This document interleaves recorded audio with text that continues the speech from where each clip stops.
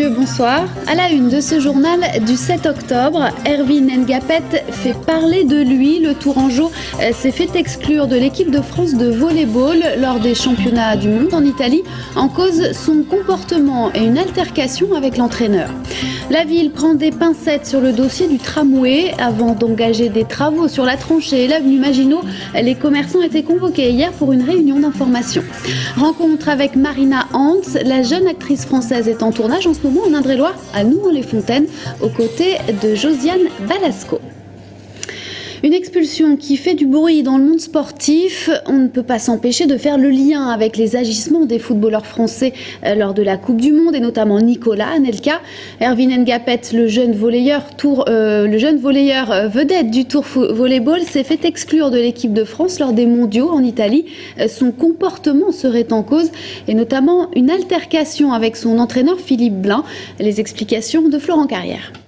C'est à la fin du match France-Japon dans les vestiaires que le ton est monté entre les deux hommes. Énervé, Ervin Ngapet fracasse son casque contre le mur. En sortant, il aurait eu des mots à l'encontre de l'entraîneur, expliquant ensuite la sanction. À l'origine de l'altercation, une simple envie pressante. Pendant un temps mort, le volleyeur tourangeau aurait demandé à se rendre aux toilettes. Il est souvent coutumier du fait à Tours. Le stress, la pression, lui donne envie d'aller uriner. Incompréhension avec l'entraîneur. Et puis le sujet de départ, c'est ça. Donc c'est quand même dommage. Il avait l'autorisation de l'arbitre. Il a demandé. Exceptionnellement, l'arbitre lui a donné. L'entraîneur l'a refusé. Puis après, il y a eu une explication un peu vive dans le vestiaire. Voilà. Après, il y a sûrement des choses en dessous. Ça, c'est certain. Ervin Ngapet s'est en effet ému du peu de temps de jeu qui lui était accordé pendant ces mondiaux. Étoile montante du volley français, l'entraîneur Philippe Blain ne l'a pourtant jamais titularisé en début de match. Au TVB aujourd'hui, personne ne comprend vraiment son éviction, d'autant que la sanction est tombée 5 jours après les faits. Difficile de ne pas faire un parallèle avec les échecs de l'équipe de France contre l'Argentine, les États-Unis et l'Italie. Oui, on s'est posé la question hier. L'équipe de France n'a pas de résultat sur les derniers matchs. Voilà, tout tombe sur un jeune garçon de 19 ans qui a sûrement eu des paroles un peu trop hautes à un moment donné. Mais à 19 ans, on a des petites excuses encore, des petites, pas des grandes, parce qu'on doit être, quand on est sportif de haut niveau, on a aussi des devoirs. Donc il y a sûrement eu des dérapages, mais qui demandent une telle sanction, je suis assez dubitatif. Peut-être que laisser Ervin Ngapet 3 jours sur le banc dans les tribunes aurait été peut-être un peu plus judicieux. En 2 ans de présence au TVB, Ervin Ngapet, réputé pour être sanguin, n'a cependant jamais commis de dérapage. Le staff du TVB fait d'ailleurs bloc derrière lui. Son père, Eric, l'entraîneur au TVB, n'explique pas non plus cette altercation. Il a eu plusieurs fois son fils par téléphone, mais refuse pour le moment d'en parler, préférant attendre Ervin qui revient ce soir à Tours.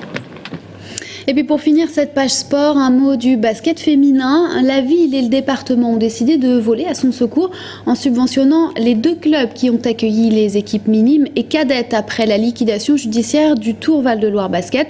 Ceci dit, cette aide financière ne change rien pour l'équipe première du TVLB qui, elle, n'existe plus. Elle était la seule à évoluer en National 1 dans le département. Et puis nous parlerons sport également avec l'invité de la rédaction, Jean-Paul Maud, président du tennis club Joncondien et directeur du tournoi WTA qui commence ce week-end. Rendez-vous à la fin de ce journal. Dans le reste de l'actualité, Tourangelle, les commerçants de Tours-Nord dans le quartier du Beffroi continuent de faire entendre leur voix. Ils dénoncent les conséquences néfastes des travaux du tramway sur leurs activités. Pour éviter tout désagrément similaire sur l'avenue Maginot et la tranchée, les commerçants de ce secteur étaient invités hier soir à une réunion de concertation. Félix Ségère. C'est vraiment un projet d'aménagement de la ville, une autre manière de vivre sa vie. Un premier contact. Alain Devineau, d'autres élus, les commerçants et le directeur de projet s'écoutent. Dans le calme, les riverains s'y sont résignés, le tram passera devant chez eux.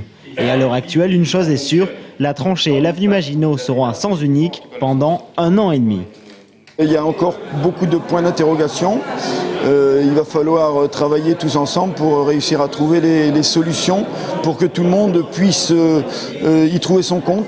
On a bien compris que le tramway, de toute façon, il allait passer et que toutes nos activités, eh bien, il faut réussir à les maintenir et que le quartier reste vivant. La CIA, commission d'indemnisation amiable, va être établie prochainement pour compenser les pertes de chiffre d'affaires. Un ambassadeur, Cédric, est aussi prévu sur le quartier. Il servira de médiateur durant les travaux. Et il aura du travail, car les préoccupations sont différentes pour chacun. Ce qu'on a peur, c'est que les gens, ayant l'impression qu'ils ne vont pas pouvoir accéder, se détournent. Donc ce qu'il faut, c'est qu'on puisse les rassurer en leur disant que de toute façon, ils vont pouvoir continuer à venir et que même si c'est un petit peu plus compliqué, on va changer les habitudes et ils continueront à venir chez nous sans problème. On va dire que oui, je suis un peu rassuré parce qu'avec tous les on-dit qu'on entend, on entend ça, on entend ci, là je suis rassuré, ça me rassure un petit peu. Je dis pas énormément, mais un petit peu déjà. Le dialogue a en tout cas été établi pendant plus de 2 heures. Le projet n'est pas arrêté et certains sujets sensibles comme les places de parking ou les zones de livraison restent en suspens. Maintenant, est-ce qu'on a répondu à l'ensemble des inquiétudes? Non. Par contre, on a répondu sur le fait que oui, nous étions là pour discuter, pour échanger et pouvoir, je dirais, amener les travaux le mieux possible dans le quartier. Les premiers travaux vont commencer en avril 2011. D'ici là, 2 autres réunions publiques sont programmées le 17 novembre et en début d'année prochaine.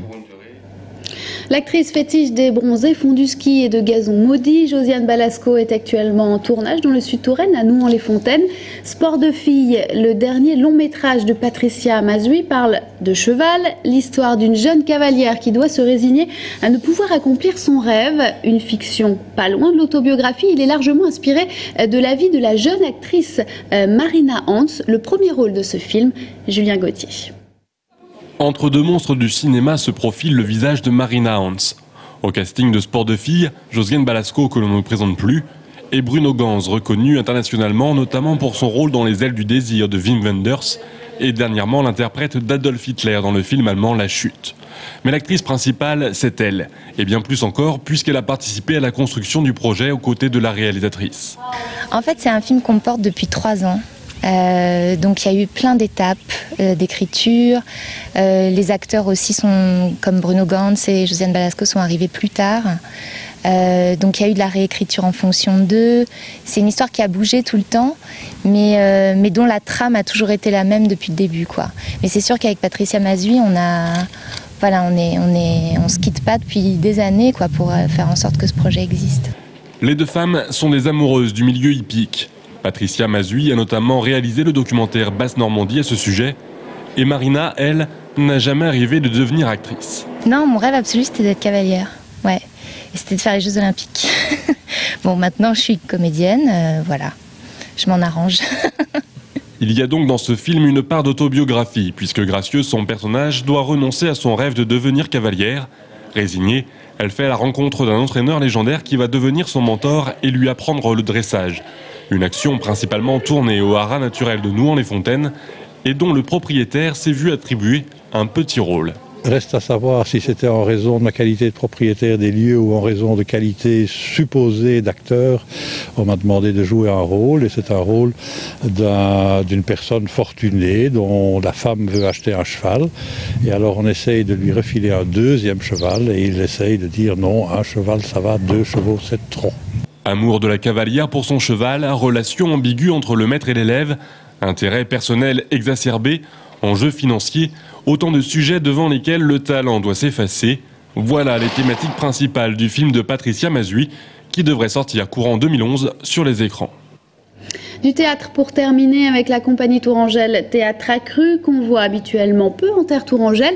Elle est en résidence cette semaine à l'espace Rabelais de Chinon pour la création d'une nouvelle pièce, Platonov Mais, une adaptation de la pièce de Tchekhov à la sauce accrue en espace et en musique. Julien Gauthier. Il est venu comme par défi. Mais qu'est-ce que vous faites ici? Vos phrases ronflantes ont bien fini de nous épater. Je sais ce qu'elles valent. Je n'y crois plus. Au milieu de ses amis, Platonov, qui semblait leur être un homme joyeux et aimant la vie, se révèle être tout le contraire, sombrant vers le désespoir. Il ne reste plus rien et tout est perdu. L'honneur, la dignité humaine, tout, c'est la fin. On peut maintenant y aller au couteau. On peut se coller une balle dans le front, insulter un homme, insulter tous les autres. Mais je ne vous écoute pas. Mais pas d'insulte, Volnitsev. Je ne suis pas venu ici pour qu'on m'insulte. Et vous changez de position, peut-être même que vous serez plus éclairé, puis on reviendra à vous, et hop, ça enchaîne. Pour voir si ça fait commentaire, si c'est trop, si au contraire c'est une ellipse et on reprend sur vous. C'est ce qu'on va essayer là. Plateau neuf, mais version théâtre accru. La compagnie Tourangelle a procédé à d'importantes coupes dans le texte original de Tchekhov pour ne s'intéresser qu'aux jeunes personnages et transposer l'action à la fin des années 50. Mais surtout en l'adaptant en mode théâtre-concert, la marque de fabrique de la compagnie. On fait se rencontrer notre démarche et nos habitudes, on va dire, avec la découverte de ce qu'impose aussi une pièce comme celle-ci, avec son rythme, son écriture, sa dramaturgie, les personnages. Nous, habituellement, on ne travaille pas tellement sur des personnages, on travaille sur des interprètes, comme dans un concert. Anna Petrovna crie. Anna Petrovna interroge Platonov. Platonov explique à Anna Petrovna. Platonov, Anna, Platonov, Voynitsev sursaute. On peut entendre le texte, on peut comprendre ce qui se passe, on peut suivre les personnages, ça peut exacerber des états aussi. Enfin, ça peut vraiment servir à ça, la musique. On cherche la matière musicale, mais il faut toujours que ce soit en lien avec une intention de jeu ou alors une valeur d'ellipse. Enfin, c'est toujours relié au plateau. Donc c'est particulier comme travail et c'est chouette. Après cette résidence chinonnaise, la compagnie aura encore 6 semaines de travail pour finir sa création. Une œuvre que le public tourangeau pourra découvrir au Centre dramatique régional de Tours en février prochain. C'est la fin de ce journal. Merci de l'avoir suivi. On se retrouve dans un instant avec l'invité de la rédaction, Jean-Paul Mot, président du tennis club Jocondien et directeur du tournoi WTA qui commence ce week-end. A tout de suite.